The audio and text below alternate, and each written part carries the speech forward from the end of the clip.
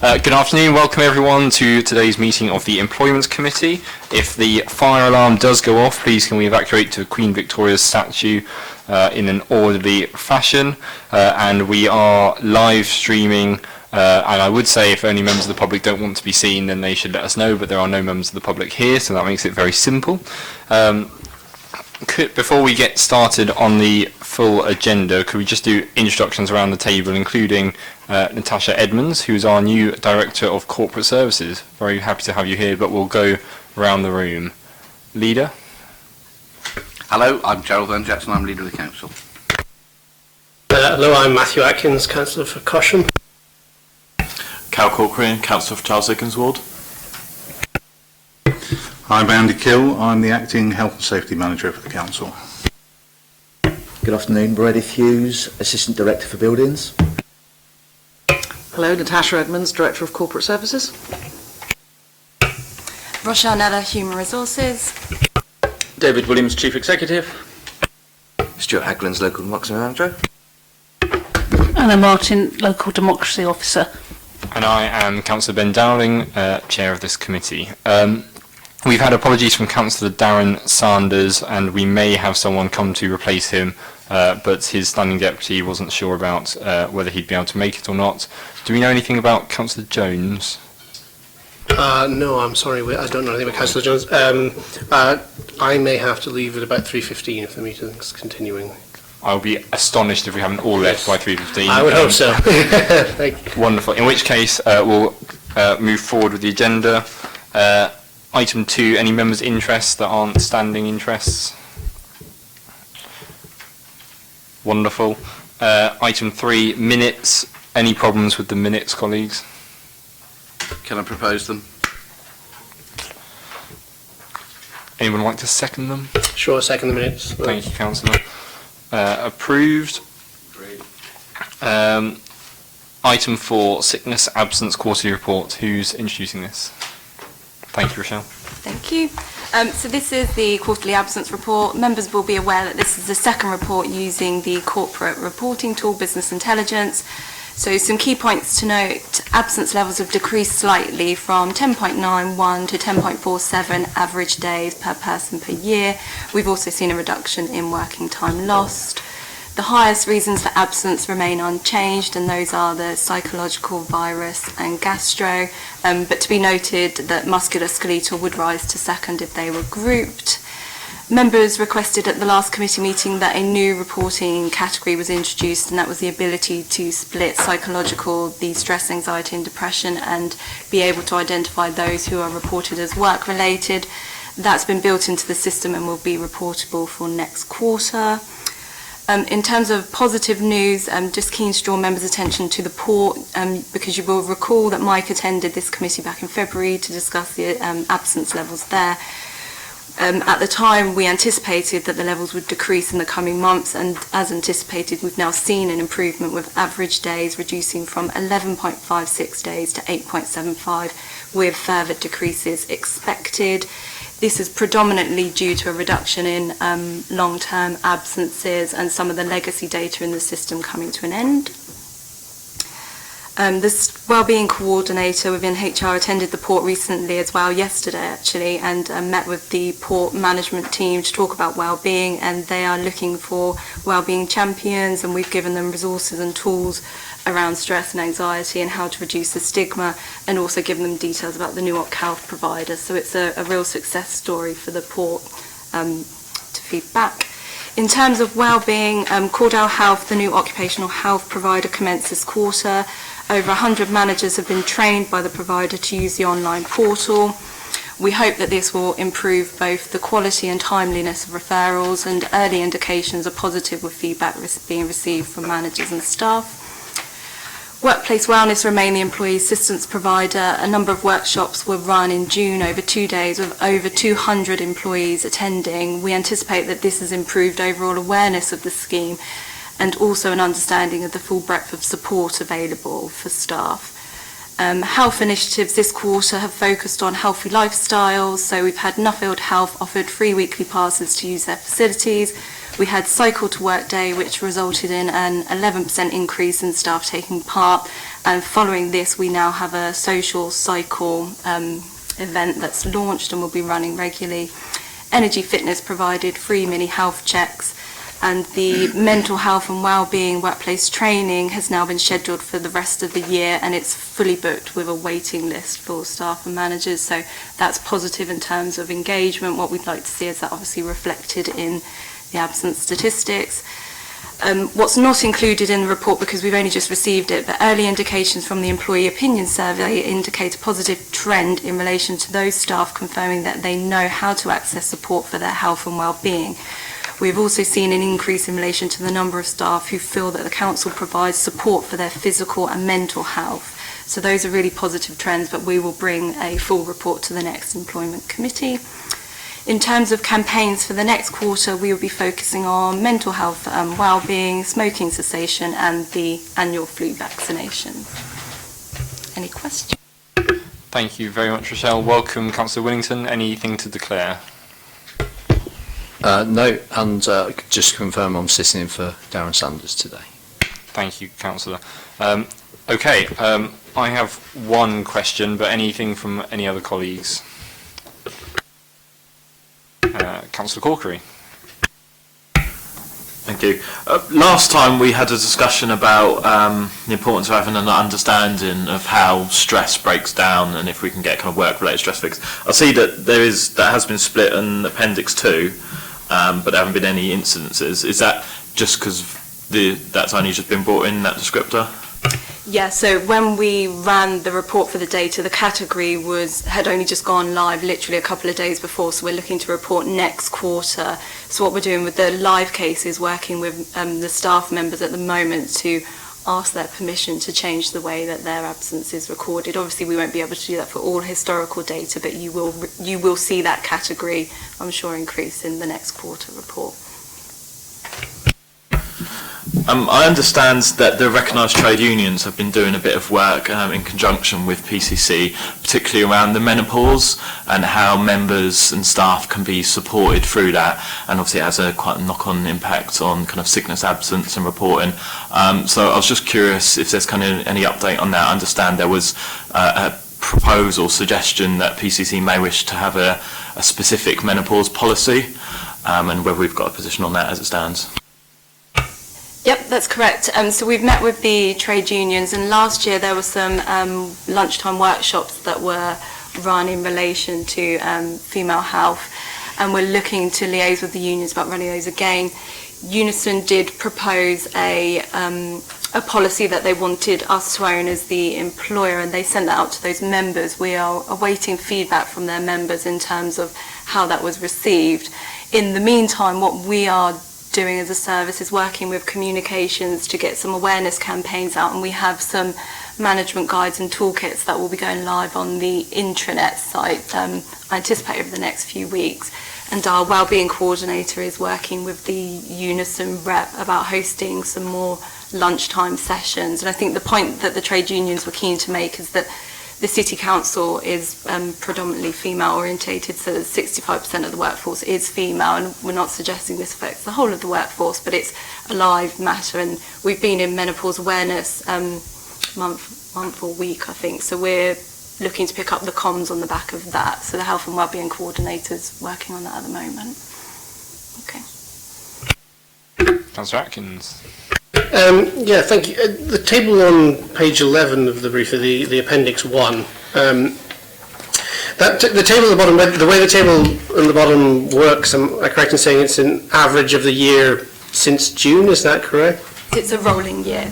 Yeah, it's a rolling average that's updated every month. It shows us does it show us the projected average from June 2019 to 2020, or is it, no, it's the... It's looking, so it's a 12-month rolling period looking backwards. Oh, I see. Okay. So it's September so it's real 2018 data, to September 2019. And it's compared to, in the other column, year EC June 19, that's... The last column is the last report that we brought to this committee. So this committee won't see a rolling month on month as we do in the department. So we bring that to demonstrate to members what the last report you saw. Sure. It's just that the adult services number is obviously very high and staying very high. And so I was just wondering if is that likely to be changing in the data soon, or is that now forecast to be the position adult services is going to be in for quite a number of months to come.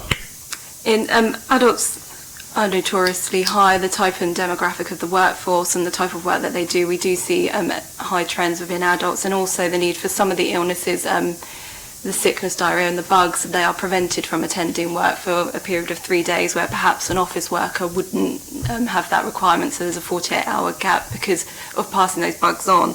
In terms of what the project is looking like, I know Angela attended the committee back in February as well, and she was keen to highlight perhaps the ageing nature of some of the adult social care workforce, and that some of the illnesses that they were seeing were in relation to the cancer and long-term absences, and so they were demonstrating they were managing those as robustly as they can, but there was a limit to the work that could be done. And in response to that, we did run some cancer screening awareness campaigning to really encourage people to have early intervention. In terms of how my service interacts with adult social care, we look at the top 100 cases in the service and assess what management practices are happening and referrals and how we can manage those back. I'd love to commit to a decreasing trend, but I wouldn't like to do that on behalf of adult social care without speaking to them. But there's definitely a lot of work and time and effort being put in within the service, and it's just whether we see that come through in the absence stats. Yeah, thank you. It would just, at some point it would be nice to know that there is potentially some chance of that moving down, because I think that's obviously the thing that's having the largest impact on the overall average, if I wanted to say that. I mean, obviously there are other departments still over the target of is it 7, I think the target is, but that's the one that I think is really dragging us up a long way. So I hope that there are in place some plans to bring that down, as I'm sure there are. Yeah, absolutely. It's one of our key areas, and we work proactively with adult social care. We can certainly look back with the management team and see if there's anything that we're not doing that we could be doing. The key focus for us in terms of the wellbeing and making sure that our remote workers are able to access those resources as easily and as readily as people can within the civic offices. So once we have a look at the employee opinion survey results on a department by department basis as opposed to the overall, that might give us some insight as to what's happening within adult services. So perhaps at the next committee we can look at that. Just one final follow-up. Is there any possibility that because that department is so much higher than the others, is the Appendix 2 therefore the summary of reasons likely to be affected abnormally by that, or is this still likely to be quite reflective of what the biggest issues are across all the departments? I would suggest that that's reflective as to what's happening within the organisation rather than specifically within adult social care. Thank you very much. Thank you both. Leader? Interesting discussion, and I think we might need to think about how we present some of this stuff, because I think in some ways we're not presenting, it's different sorts of jobs. So David will sit happily in an office, the vast office with being stress that gets to me. I know, being brought tea on a regular basis, and that's very different from somebody, for instance, working in a care home who's doing manual handling and lifting people in and out of bed and lifting people in on and off the loo and things like that. I think we might, I don't know if there's a way of doing it, but to recognise that there are different sorts of jobs that create different pressures on different people. And as you say, if somebody's had a bug and works in social care direct with vulnerable people, and they therefore can't come in for several days, they might feel fine, but they can't come in. That puts more pressure on, and that makes it different to other people. And I don't know if there's a way around that, but to compare the same things, because they're clearly very different forms of employment.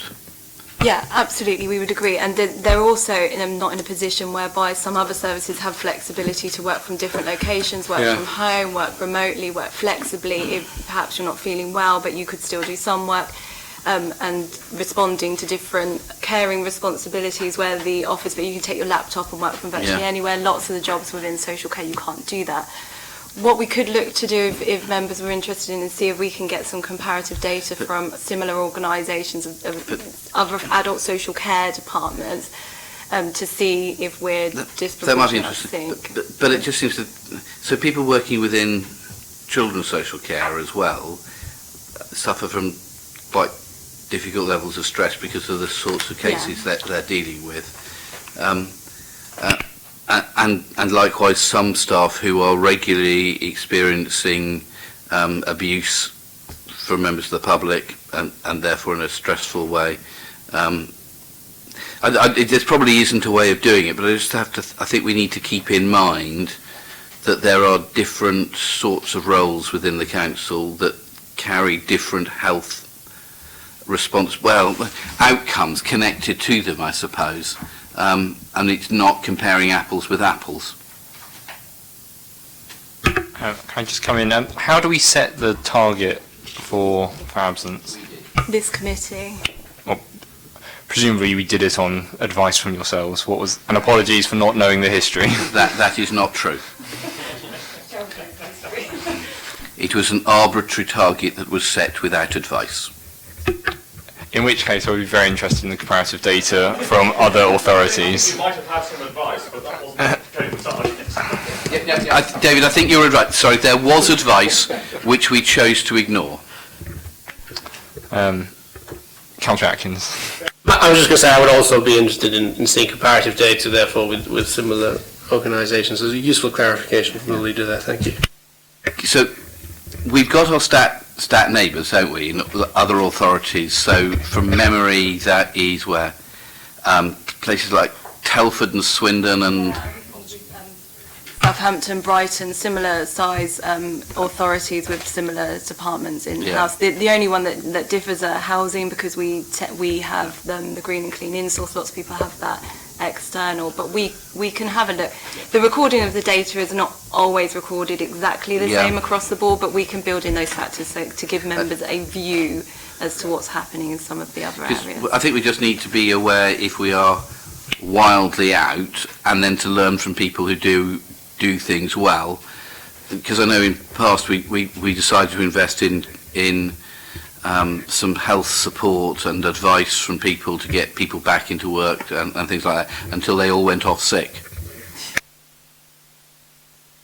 Okay, Councillor Winnington, you indicated earlier. Thank you. It's a very interesting thing. Something I have wondered. Just on the thing about arbitrary numbers. I know I work for the DWP, and that it was an entirely arbitrary number. I think there was some by the unions within the PCS asked the question, why have you come up with this target, whatever it was, and they said we just thought that's what it should be. So it's not unusual to come out with a effectively arbitrary number in any level of government for these things. I would really welcome the breakdown, and obviously Councillor Atkins has mentioned about adult social care, and I can assure him from the point of view of being the cabinet member responsible that I know there is a huge amount of work that goes on to supporting staff and trying to keep that down as low as possible. Though obviously under the enormous amount of stress the job has anyway, plus of course the budget pressures as well. That is an ongoing thing. I am just wondering though, because I used to have to take quite a close look at sick absence stats when I was working for the DWP as I was a manager there, and one of the things that came across was, because obviously this is all office based, so if we strip out the non-office based members of staff at the council, and including obviously some departments where they're almost exclusively office based, something I find very interesting is that the level of long-term absence is at least equal, and in virtually every case more than short-term absence. Whereas there was an interesting bit of work that was done within the DWP, let's say entirely office-based, whereby the short-term absence was the biggest and the long-term absence was much less. So one of the reasons that was given for that was that there was more intervention earlier, which enabled people to say, if you're ill, you should go off, and then we can make sure to nip that in the bud, which then stop people going off for longer periods.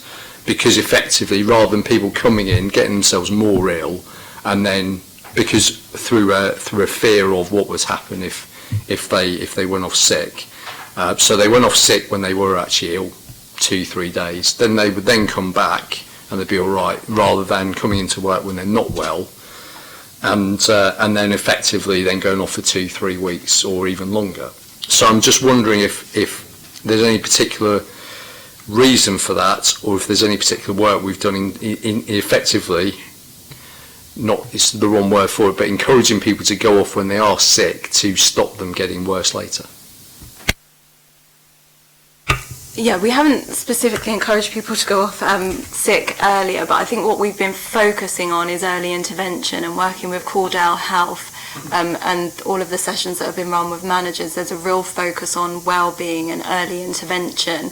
And as you say, I think that's the key to a successful return to work, whether you're off for a couple of days or whether it's a longer-term absence. So we're hopeful that the new occupational health provider will assist us with that messaging as well. And when it is this perhaps stress, anxiety, the early intervention, so dealing with it before the person is actually absence from work is the key issue, or encouraging them to go and get the support. So in terms of encouraging not to be at work, that would be the case, but it would be encouraging them to go and see a GP or perhaps use the employee assistance program to get that early intervention, and being flexible where possible to enable them to attend those sessions. And we are really fortunate as a city council because we're surrounded by professionals in all sorts of subjects within the council, so we can pull on our colleagues to signpost people to the right locations as well. So that's what we've been focusing on in terms of early interventions.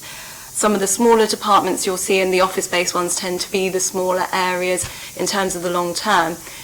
It can take 1 or 2 cases and you'll see a sudden spike because of the size of the department, and the port is a classic example of that. I think the port represents about 2% of the organisation's workforce, so if one individual is off long-term sick, you will see that trend suddenly increase, so it's slightly disproportionate from that perspective.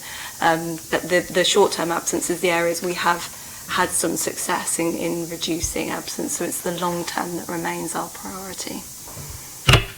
Okay, thank you. And just a comment as well, just about the, obviously from cyclist point of view, really encouraged about the increase for cycle to work day. That's fantastic. And I saw about the regular cycle ride, which I think is a fantastic idea, and really encourages people just to think of that as a more normal thing to do, and obviously encouraging people and members of staff at the council to cycle to work. One thing I did, and it's just I did mention, I was just thinking about, in terms of when the council recruits, and this is just a wider employment committee sort of request, in terms of when the council recruits, if I see this from lots of organisations, it's not just the council, is for certain positions it said you must have access to a car.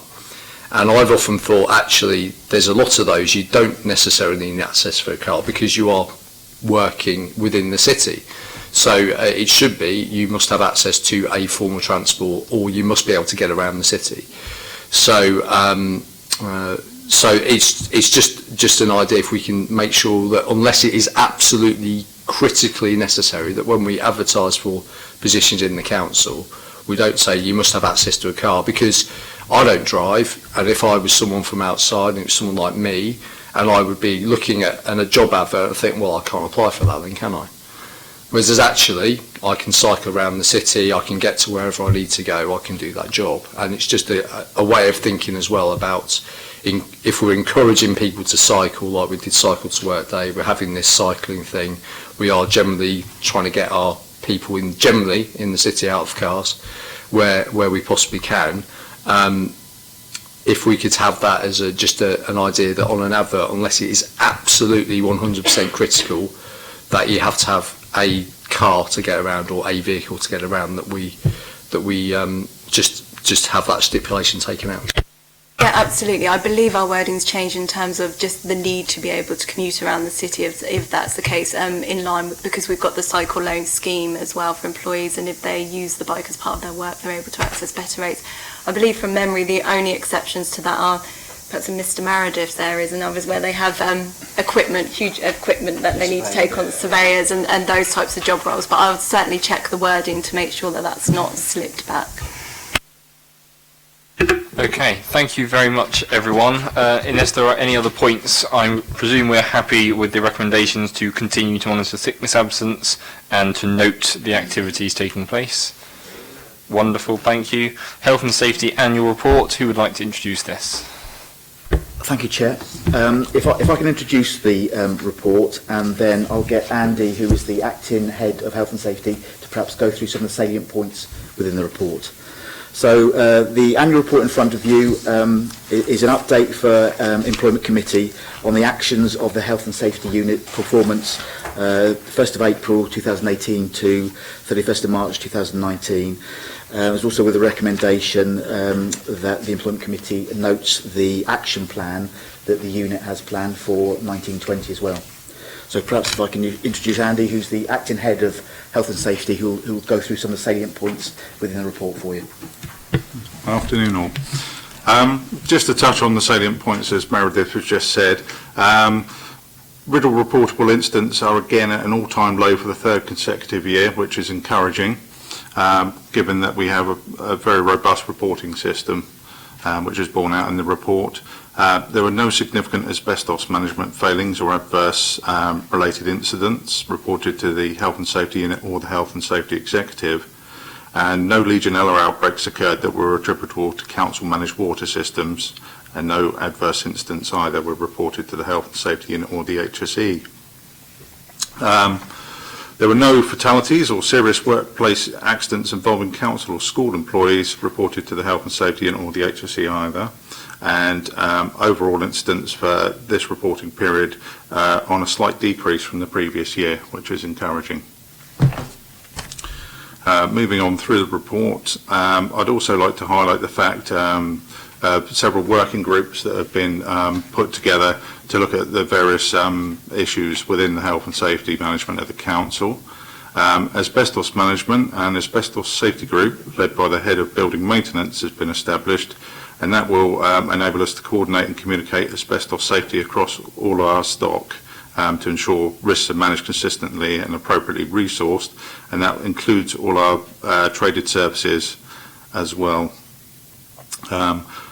The Legionella side of things, a water safety group headed up by Meredith has been established as well to do a similar case with Legionella management throughout the city and again through our traded services as well, to give that offer to our clients as well as our staff and residents. And similarly on fire as well, a fire safety group led by the head of building maintenance has also been established to coordinate and communicate fire safety across all housing, neighbourhood and building teams, again to ensure the risks are managed consistently and appropriately resourced, and that we comply with all legislation. As we know, that's emergent following the Grenfell disaster. New legislation is being put forth by central government. Touching on the training goes from strength to strength and is positively embraced by council staff, and we have been able to provide some bespoke sessions as well. I believe it's mentioned further down in the report. I ran a session at the garden centre down on Avenue de Caen for learning challenged persons and people trying to get back into work, so it was encouraging to be able to engage with those outside organisations as well as Portsmouth City Council, and that again was well received. What else did we have? Corporate communications channels continue to flourish. We've recently held the quarterly Joint Health and Safety Welfare Forum meeting, and the minutes of that have just been published and are about to be circulated wider along with the newsletter, which has proved to be a good form of communication within our wider estate. I think that pretty much covers what we've got in the report, so happy to take questions. Thank you very much, both. Leader. Andy, thanks so much indeed for this. We had a really unfortunate incident down at the port a while ago where somebody lost their life, but it's not included in here. Is that because it was out of the time, or because it was at Portico and therefore not. But okay, but it seems to me that that's a wholly owned council company, and I think we have a duty of care, not just to people who are employed directly by the council, but to people who are employed in companies that are wholly owned or controlled by the council.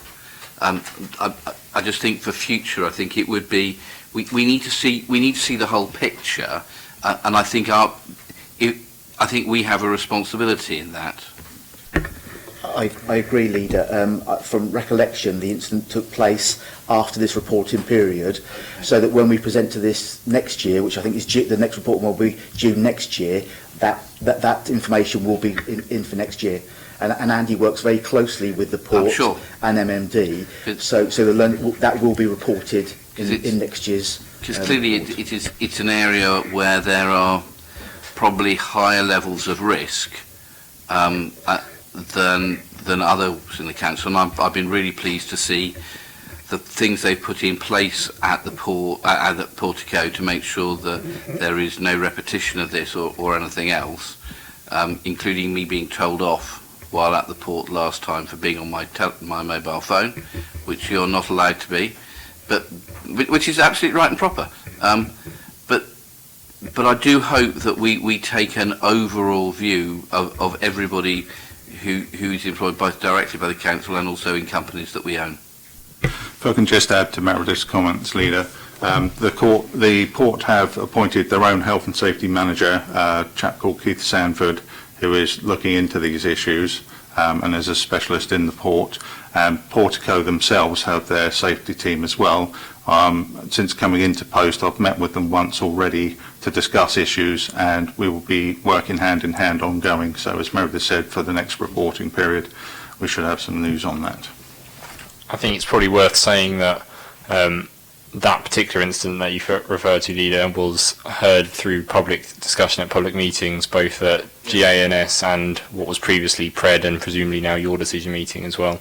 So I think you're absolutely right in what you're saying, the reporting through here as well, but just to highlight that it's not something that is hidden from the public. Colleagues, anything else on this report? Councillor Atkin.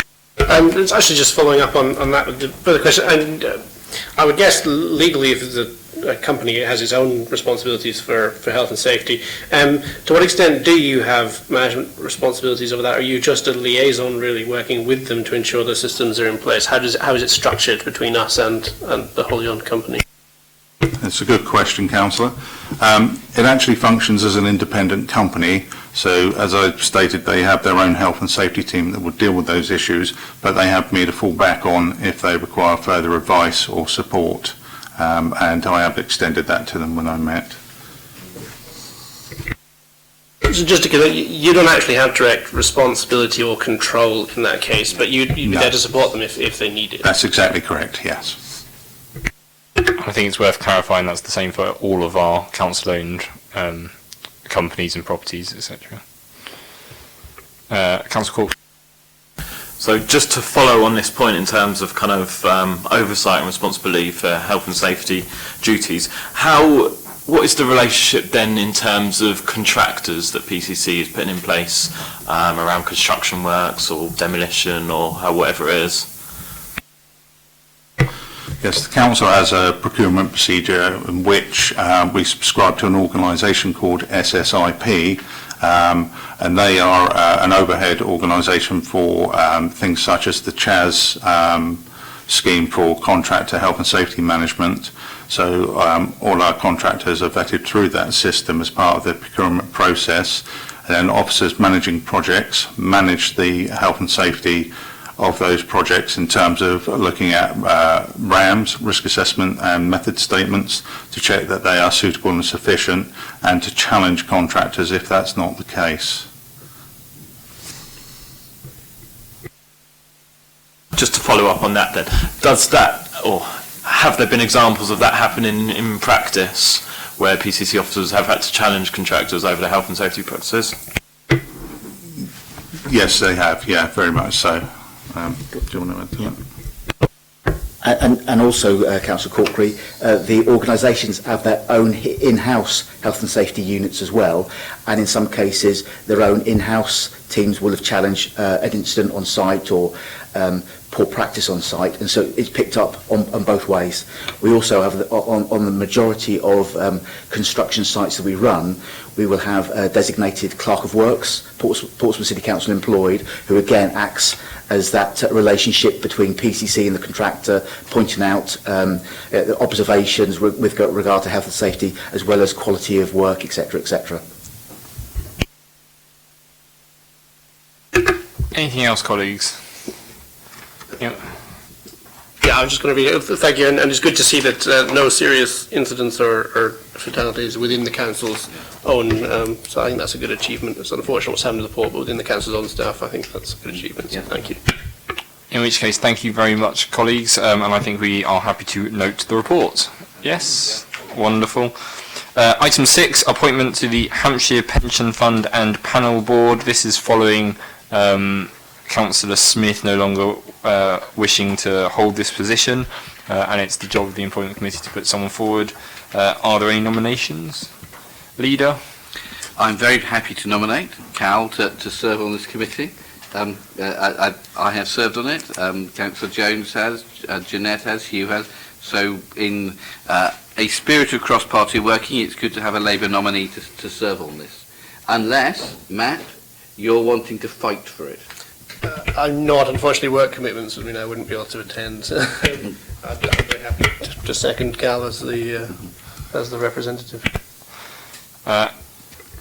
Councillor, I think you have to accept the nomination, just to clarify. I'm happy to accept the nomination. Wonderful, I think that's agreed. Well, thank you, Cal. Yeah. And thank you very much, Councillor. In which case, that is our meeting concluded. Thank you very much, everyone, and we will see you again soon, I'm sure. If not before.